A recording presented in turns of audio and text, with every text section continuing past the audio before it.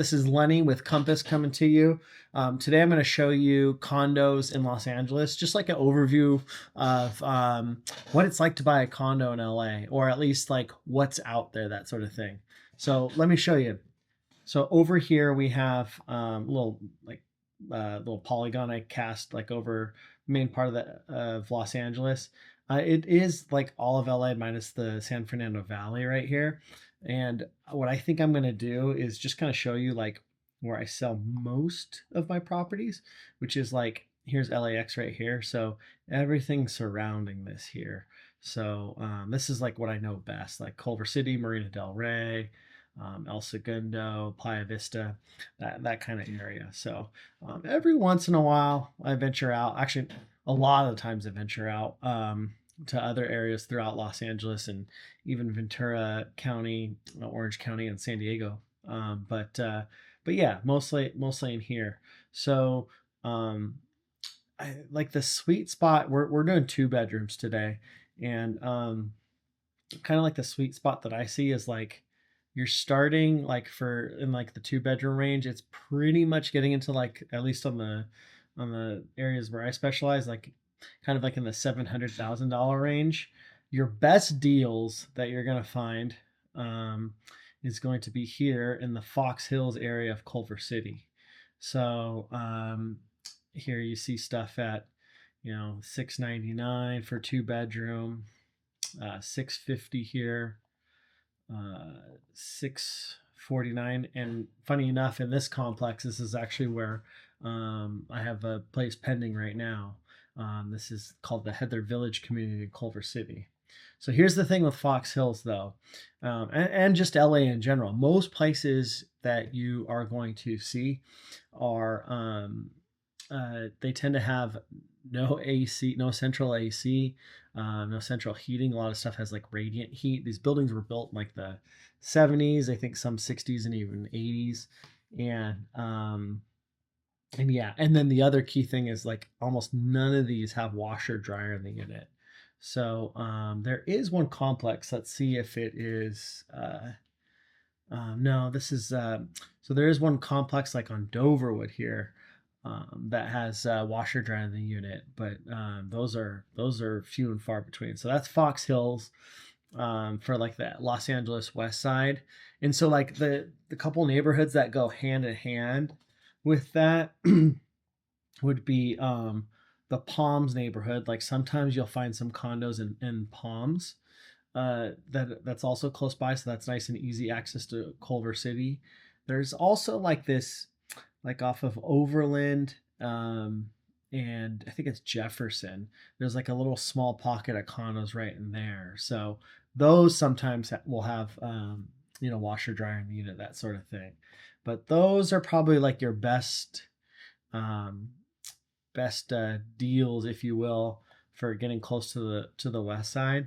If you do venture out a little bit more east, the Baldwin Hills has some really good buys. Um, if you're willing to kind of just go over that like little hill section that's right near Culver City. There's not as much happening when it comes to like being able to walk like there is in Culver City, but it's still a great area. And in like some parts of that, some parts over there, they've got the metro that's come in. Um, so I mean, personally, like I mean, I wouldn't rule it out if I was looking and trying to just like get something to get into this part of Los Angeles. The one thing that I will say, like if you want to step up a little bit, is if you go, where is it? Playa del Rey.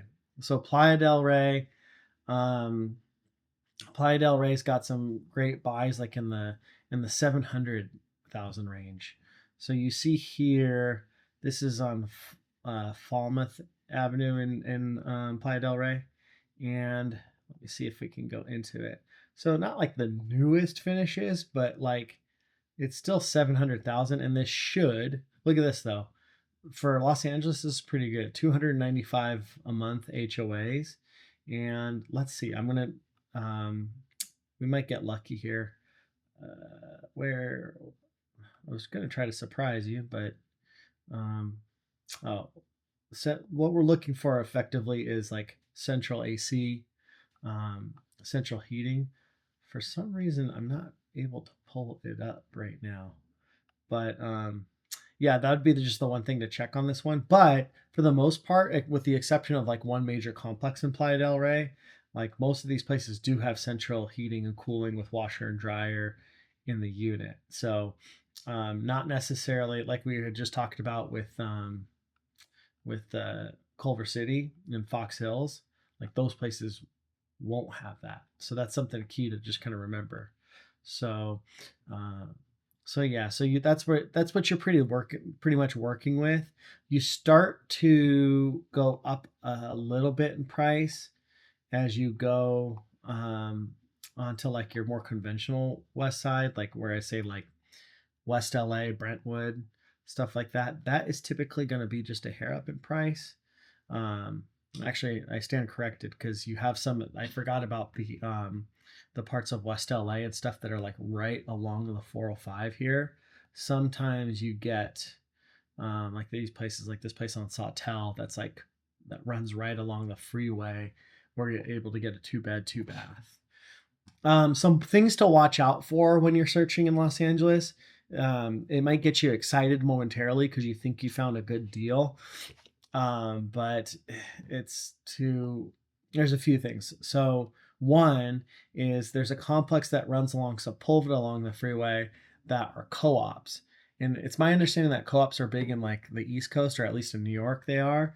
And I don't know how they work out there, but out here, usually co-op's the only place that will typically lend on them is like a particular bank. And I think for the complex that's on Sepulveda here, I want to say it was at one point Chase. I'm not sure if that's still the case now, but it's like with the co-op, you don't actually own the unit itself. You own like a share of the community with like rights to a unit.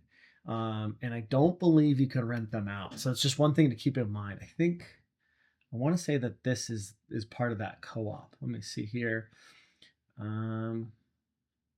It's saying condominium. So yeah, this is a co-op. So yeah, so this 3300 Sepulveda right here. So that's one thing to keep in mind. And then the other one, the other few complexes just to kind of keep note of is Playa del Rey. I had mentioned is like that next step up. And no disrespect if you live here, because I'm sure it's a great place, but like lower prices tend to be in this one little pocket of condos there called Cross Creek Village, and those ones tend to be a little bit lower than like the rest of Playa del Rey. And I think pretty much the core reason for that is that the same thing, no central AC and heating in the units.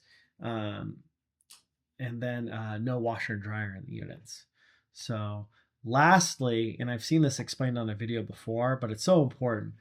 A lot of clients that I meet, like through online inquiries and stuff, one of the first times like they ever start looking is they'll look over here in the marina. Here's Marina del Rey right here. And as you can see, you have a lot of stuff surrounding it. And but you'll see here's the breakdown of the marina for you. So here's the Marina Peninsula, and this is stuff that's like right on the southern end of Venice Beach here. Look, 3.25, 1.43, 4.85. Ooh, let's just see what that is real quick. Oh, that's pretty. I think this is the Latitude building. It's like it's like basically like a standalone tall building, like right before you get to the end of Washington Boulevard. There's like some townhomes off to the side of it, but then there's like the tower portion of it. There's some beautiful units. This one looks incredible. Look at this. 2,500 square feet. Yeah, you probably have panoramic views. That's beautiful. That's what 4 million gets you on the Marina Peninsula. Anyway, but like you see that kind of stuff. You've got high rises right here where you're kind of in the 1.5 to 3.2 million. That's the Marina Point towers. They're like if you go to Marina del Rey, you see when you get closer, you see like some big towers that are like they look like they were built in the last 20 years. That's the Azura, the Cove, and the Regatta. Nice big buildings with like, um, guarded access with like concierge and valet parking and stuff. But one thing you'll see here, and if you ever like go to Marina Del Rey, or um, you look at, like, if you see it in a movie, you'll see these like, I think it's three like concentric, not concentric circles, but semicircular buildings that join each other, and that's the Marina City Club. And the Marina City Club, I believe, was built in the 1970s. And but you get these really decent prices, like a 2-bed, 2-bath condo, where you could potentially see the water on the 8th floor. But here's the thing, like, if I go into this one, um, you've got an HOA fee of 1,457 a month, and I'm willing to bet you that that's not the whole thing, because these are built on county-owned land, and so they also have what's called a land lease, and so the land lease drives that up even higher. Um, yeah, I don't see it here. Oh yeah, here it is.